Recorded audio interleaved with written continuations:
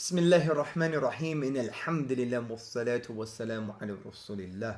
Assalamu alaikum rahmatullahi wa barakatuh, brothers and sisters and friends, and we're continuing with the episode, the Islamic response to the problem of evil, and we discussed the three daring assumptions, and we were talking about the first daring assumption, which was that Allah or God is only good and all powerful, He's just good and all powerful.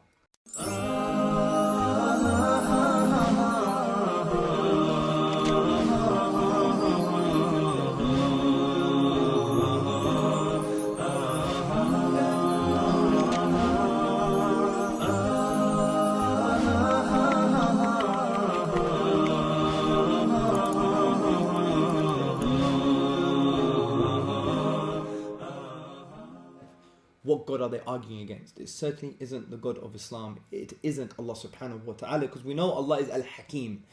And we want to really elaborate more on deconstructing this daring assumption by going to the Quran, chapter 18 and Surah Baqarah. So now is the time to read a bit of the Quran, chapter 18, verse 65 onwards, to talk about an amazing narrative which really highlights the fact that Allah subhanahu wa ta'ala is Al-Hakim. So we go to the Quran, chapter 18, verse 65 onwards. Allah says, in the English translation here obviously, "Then they found one of our slaves on whom we had bestowed mercy from us and whom we had taught knowledge from us.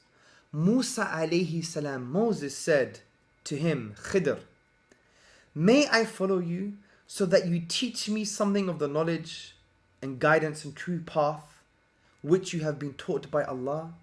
He," referring to Khidr, said, "Verily, you will not be able to have patience with me, and how can you have patience about a thing which you know not?" Musa alayhi salam, Moses said, "If Allah wills, you will find me patient and I will not disobey you in aught." He, Khidr, said, "Then if you follow me, ask me not about anything till I myself mention it of it to you." So they both proceeded till, when they embarked the ship, he, referring to Khidr, scuttled it, made a hole in it. Musa alayhi salam said, "Have you made a hole in it in order to drown its people? Verily, you have committed a evil thing." He, Khidr, said, "Did I not tell you that you will not be able to have patience with me?" Musa alayhi salam said, "Call me not to account for what I forgot, and be not hard upon me for my affair with you." Then they both proceeded till they met a boy, and he, referring to Khidr, killed him. Musa alayhi salam said, "Have you killed an innocent person who killed none? Verily you have committed an evil thing, a munkar, an evil thing." And Khidr said, "Did I not tell you that you cannot have patience with me? You will not bear patience with me." Musa alayhi salam said, "If I ask you anything after this, keep me not in your company. You have received an excuse from me." Then they both proceeded till, when they came to the people of a town, they asked them for food, but they refused to entertain them. Then they found they're in a wall about to collapse, and he, Khidr, set it up straight. Musa alayhi salam said, "If you had wished, surely you could have some money, so you could have some food." Khidr said, "This is the parting between me and you. I will tell you the interpretation of those things over which you are unable to hold patience. As for the ship, it belonged to poor people working in the sea. So I wished to make a defective damage in it, as there was a king behind them who seized every serviceable ship by force. And as for the boy, his parents were believers, and we feared lest he should oppress them by rebellion and disbelief. So we intended that their Lord should change him for them for one better in righteousness and nearer to mercy. And as for the wall, it belonged to two orphan boys in the town, and there were under it a treasure belonging to them, and their father was a righteous man. And your Lord intended that they should attain the age of full strength and take out their treasure as a mercy from your Lord. And I did not do them of my own accord. This is the interpretation of those things over which you could not hold patience." What an amazing story, brothers and sisters. Not only, by the way, does it teach us about humility and teach us about seeking knowledge and teach us about patience, because if you think about it, Musa alayhi salam, look at his maqam. His status is very high in the eyes of Allah, but he went to Khidr and he was very humble to ask knowledge from Khidr. And not only this, Khidr also always says that you won't be able to be patient with me. So it shows that even for a prophet, and especially for us human beings, to gain knowledge, you must be humble and be patient. So let's explain, brothers and sisters and friends, the story in light of that Allah is Al-Hakim, He is the wise. Well, the first lesson is foreknowledge. Foreknowledge. Khidr was given knowledge by Allah subhanahu wa ta'ala, and that type of knowledge, or that particular knowledge, wasn't given to Musa alayhi salam. So Ibn Kathir, the classical commentator, he comments on the following verse, and the verse is, "Verily you will not be able to have patience with me." Now Ibn Kathir says, it means you will not be able to hold company with me, or able to accompany me, when you see me doing things that go against your law, because I have knowledge from Allah that He has not taught you, and you have knowledge from Allah which He has not taught me. Meaning that he has been given foreknowledge from Allah subhanahu wa ta'ala. He has been given specific knowledge about a particular thing that Moses alayhi salam has not received. So it's very important to understand that Allah has the totality of knowledge. He has the foreknowledge of everything. So sometimes we could be in the position of Musa alayhi salam, and we don't understand why those apparently evilness and things of suffering happened. Why those things occurred in the first place. So we have to understand that Allah has the picture. We have the pixel. He has the totality of knowledge. We have it as His particulars. Allah has the puzzle. We have the jigsaw piece. So we have to understand that Allah is wise and He has foreknowledge.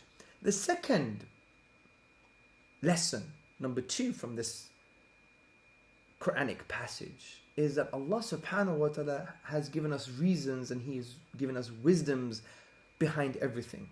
And He has wisdom and He has reasons behind everything. For example, Ibn Kathir says, when Allah says, "How can you have patience about a thing which you know not?"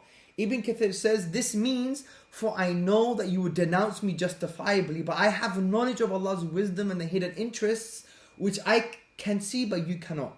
So from this perspective, Khidr was given particular wisdoms and reasons that he perceived, he had access to, and Musa alayhi salam didn't have access to. And these stories are quite fascinating, because when we apply these stories to our lives, brothers and sisters and friends, we see that this actually holds true. Look how many things in our past that we see in our lives that seem to be suffering or evil. Yet we can conclude that if they didn't happen, I wouldn't be receiving this bounty or blessing. I wouldn't be in this spiritual state that I am at the moment. So what does Allah subhanahu wa ta'ala say in Surah Baqarah verse 30? "And when your Lord said to the angels, 'Indeed, I would make upon the earth a successive authority,' they said, 'Will you place upon it one who causes corruption therein and sheds blood, while we declare your praise and sanctify you?' Allah replied and said, 'Indeed, I know that which you do not know.'" Again, we have 2 lessons here. Lesson number 1, foreknowledge. Ibn Kathir talks about the statement, "I know that which you do not know." It means Allah, but he's saying, I know that the benefit of creating this type of creature outweighs the harm that you mentioned, that which you have no knowledge of. Because Allah subhanahu wa ta'ala has the totality of knowledge, we just have His particulars. So from this perspective, we know that Allah subhanahu wa ta'ala has knowledge of everything. And this knowledge explains everything. We just have His particulars. So we can't judge things from the fragmentary knowledge. The second lesson is, again, wisdom and reasons. Ibn Kathir, he comments on the same statement, that it means, "I will create among them the prophets and send messengers. I would also create among them the truthful, the martyrs, the righteous believers, the worshippers, the modest, the pious, the scholars who implement the knowledge, humble people, and those who love Allah and follow His messenger." So from this perspective, there are wisdoms behind these things, as we know from the classical tradition. Even if we can't access the wisdom, it doesn't mean it's not there, because Allah has the totality of wisdom. And don't ever think that you now must have the totality of wisdom. If that's the case, then that would make you Allah. Because by definition, Allah has the total sphere of knowledge and wisdom. We don't. So in a way, us not understanding all the wisdom behind evil and suffering really proves that Allah is all wise. Because if we had all the knowledge and wisdom behind all the suffering and evil, then aren't we just attributing divine attributes to ourselves? Something to think about. And this is quite interesting because even Ibn Taymiyyah, the 14th century theologian, had the following to say about this topic. He said in his Minhaj as-Sunnah, if God exalted as He is creator of everything, He creates good and evil on account of the wise purpose that He has in it, by virtue of which His action is good and perfect. God is the creator of illness, aches, hateful odors, ugly forms, and noxious bodies like snakes and human excrement on account of a profound, wise wisdom in them. So from this perspective, brothers and sisters and friends, we see from a classical perspective that ulama said, this is not really a problem that there's evil and suffering in the world. Allah has allowed these things to happen that are in line with a wise purpose, in line with His wisdom. This is why when the atheists or agnostics deny Allah or deny God, thinking He's only good and all powerful, they're denying another God, because we believe Allah subhanahu wa ta'ala is also the wise. And therefore this explains everything really. But there's more to say about this and all the other daring assumptions.